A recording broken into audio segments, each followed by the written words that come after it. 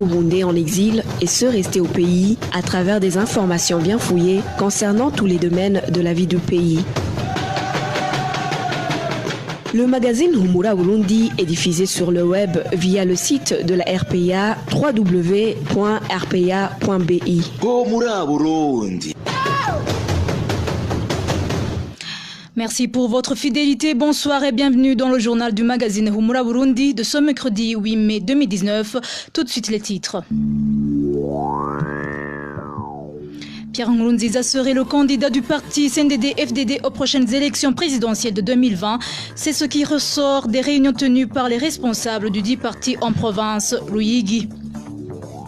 Le parti au pouvoir continue d'élaborer un plan d'élimination des membres des partis de l'opposition à travers des simulacres d'attaques ciblées dans son magazine. Vous allez le suivre. Les commerçants et les employés des ONG du Kondonduta en Tanzanie sont le plus souvent victimes des cas de banditisme commis par les groupes armés. Voilà pour le sommaire. Vous suivez ce journal en direct sur la page Facebook de la RPA. À la présentation, Nadège Lakodze, à la cabine de son, Fabrice Ndimurukundo et à la prise d'image, Inès Gakidza. Encore une fois, bienvenue. Débutons ce journal par la page sécurité. Le gouvernement CNDD-FDD ne relâche d'un iota à planifier l'élimination systématique de ses opposants, que ce soit ceux qui militent pour les partis politiques ou encore ceux qui sont supposés collaborer avec les groupes armés qui combattent le pouvoir de Pierre Nkurunziza. Des sources bien informées et proches du pouvoir révèlent des simulacres d'attaques manigancés et organisés dans l'objectif d'exécuter ceux qui seront déjà ciblés. Hermès Nibandetse pour plus de détails. En date du 22 avril de cette année, dans la commune de Gihanga, province Wanza, au nord-ouest du Burundi, un membre du parti MSD a été assassiné par des policiers. Martin Sessonga, surnommé Gang, a été fusillé à bout portant à 30 mètres seulement de son domicile après une attaque menée contre une position de police à Gihanga. Il venait juste de sortir de la prison centrale d'Omimba par mesure de grâce présidentielle. Le lendemain de l'attaque, une fouille et perquisition a été opérée par les militaires et les policiers. Cette personne furent arrêtées et incarcérées. La police a alors conclu qu'il s'agissait d'une attaque de bandits armés. Mais selon les enquêtes menées par la RPA, la dite attaque a bel et bien été préparée par les cadres de la police et de l'armée dans la circonscription de Bubanza. Notre source proche du pouvoir indique que le major Aaron Deschimier, commandant du 212e bataillon, ainsi que le commissaire provincial de police à Bubanza et son adjoint coordonner cette attaque, laquelle attaque avait pour but d'éliminer physiquement tous les opposants au pouvoir de Nkurunziza et ceux supposés collaborer avec eux. La même source révèle qu'une fuite en avant serait à l'origine de l'échec de cette opération. En effet, certains membres du parti PRONA reconnus par le pouvoir de Bujumbura en ont informé le premier vice-président de la République, Gaston Sindimo, qui, à son tour, en a touché un mot au ministre Alain Guillaume Bunyoni en charge de la sécurité publique. Ce dernier aurait alors appelé les planificateurs de cette attaque pour leur dire que leurs intentions n'étaient plus un secret pour personne et qu'il fallait donc être très prudent. Toujours selon nos informations, de telles attaques auraient été déjà prévues dans différentes localités du pays. À ce propos, la rédaction de la RPA a essayé de joindre Floribert Biereke et Pierre Nkurikiye, respectivement porte-parole des forces de défense et de la sécurité publique, mais personne n'a répondu à nos appels. Merci Hermès Nibandetse. De son côté, le président Pierre Nkurunziza se réjouit de la situation sécuritaire qui prévaut au pays. Satisfaction qu'il a affichée ce mardi lors d'une réunion d'évaluation de la sécurité nationale. Pour sauvegarder cette situation, Pierre Nkurunziza a entre autres demandé le refoulement des étrangers irréguliers et le suivi par l'administration et les forces de l'ordre des mouvements des gens qui se déplacent en groupe. Suivez Jean-Claude Kalegwa, porte-parole du président. Le chef de l'État est satisfait de l'état sécuritaire sur toute l'étendue du territoire. Comme il l'a fait à l'issue de telles réunions, il a été une occasion pour le chef de l'État de sanctionner les réalisations de la quadrilogie par une note qui aujourd'hui est la plus élevée comparativement aux autres notes déjà octroyées à la quadrilogie. Aujourd'hui, ils ont marqué une note de 97,5%.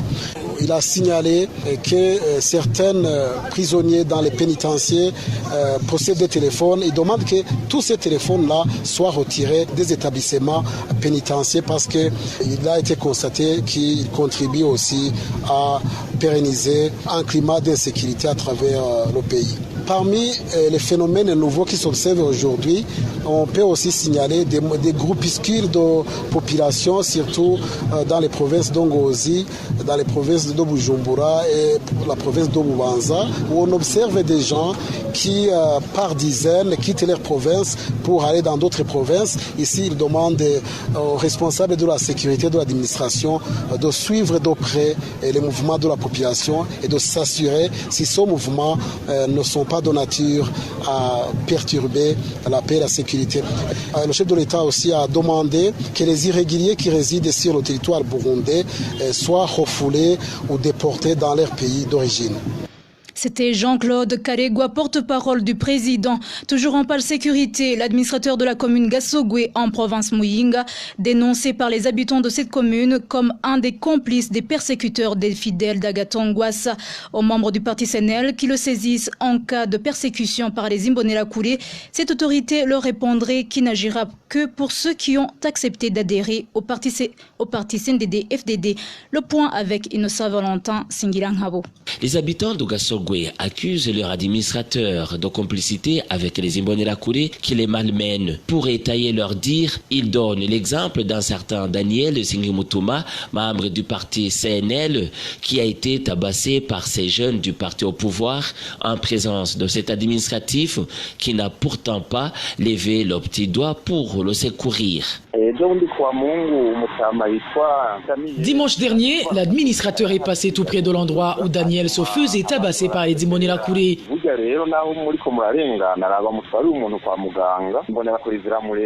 Quand les gens lui ont demandé d'intervenir, il a préféré continuer son chemin après des explications farfelues lui fournies par ces Imbonerakure. L'autre effet qui prouve l'implication de cet administratif, ce sont les menaces et intimidations qu'il ne cesse de proférer à l'endroit de ceux qui refusent d'adhérer au parti CNDD-FDD. Il nous a conseillé d'adhérer au parti au pouvoir si on veut rester en vie. Non seulement il veut qu'on porte l'uniforme du parti, mais il veut également nous forcer à prêter serment. Nous sommes vraiment dépassés car il dit tout ça dans toutes les réunions. Depuis, les membres du parti CNL dorment la peur au ventre. Certains ont même déserté leur foyer de peur d'être assassinés. Contacté à propos, Jean-Claude Barutwanayo, administrateur de la commune Gasogwe, nous a carrément fait savoir qu'il ne voulait en aucun cas entrer en contact avec notre médium. Je t'avertis, je te le dis et te le répète, va dire à tes collègues de ne plus m'appeler. Cessez donc de gaspiller vos unités pour rien. Merci Innocent Valentin Singilanghabo. Toujours à propos de la persécution à l'endroit des membres du CNL. Après 3 semaines de détention au cachot du service des renseignements en province Karuzi, 2 membres du parti CNL de la commune Mutumba de cette province ont été transférés à la prison centrale de Mhimba ce mardi. Ils ont tous été accusés de détention illégale d'armes. Jean-Pierre Nienfachidje. Ces militants du parti Congrès national pour la liberté qui ont passé leur première nuit à la prison centrale d'Omimba sont Prosper Kwaneirungu et Sylvain Rivuzimana. Tous les 2 sont des représentants de ce parti dans la commune Mutumba de la province Karuzi.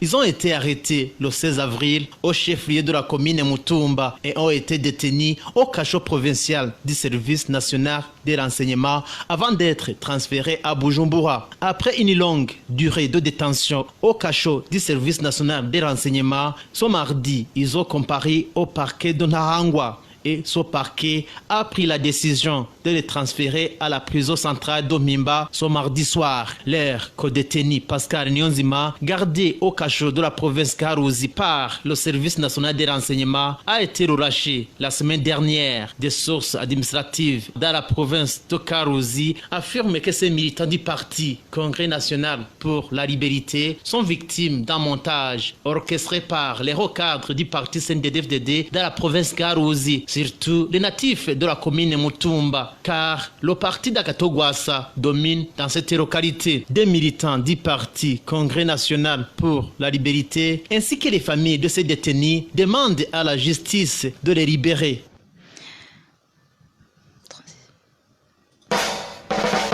humura Burundi. En page politique, Sir Nkurunziza est digne de représenter le parti CNDD-FDD aux prochaines élections de 2020.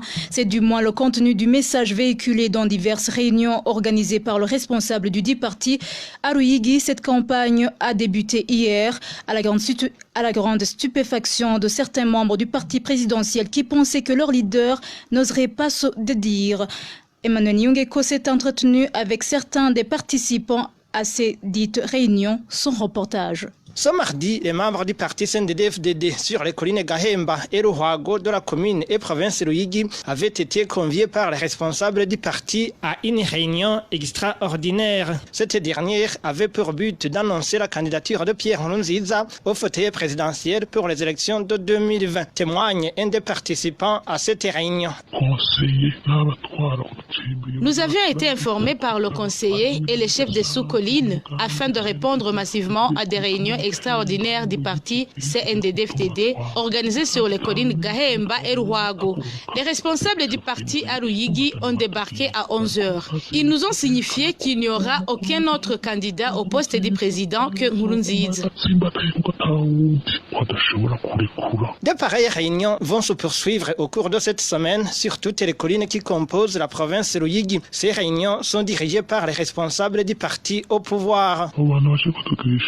Ce sont les responsables du parti qui ont organisé la réunion. C'est entre autres le prénommé Gérard qui preste à l'hôpital de Ruyigi. Il est vice-président du parti au niveau provincial et en même temps Imbonerakure. L'autre est Fiacre, lui aussi, Imbonerakure est cadre de l'ONIPRA à Ruyigi ainsi que d'autres dont j'ignore les noms. Ces réunions sont programmées sur toutes les collines. Certains membres du parti CNDD-FDD s'insurgent contre cette attitude dans la mesure où Pierre Nkurunziza avait déclaré qu'il ne briguera pas un 4e mandat. La parole donnée ne se reprend pas comme le disaient nos ancêtres. Alors, comment peut-on qualifier ce genre de personnes qui se rétractent? Nous voyons qu'il ne veut pas céder le pouvoir. Il faudrait que ceux qui ont lutté avec lui réagissent à ce propos.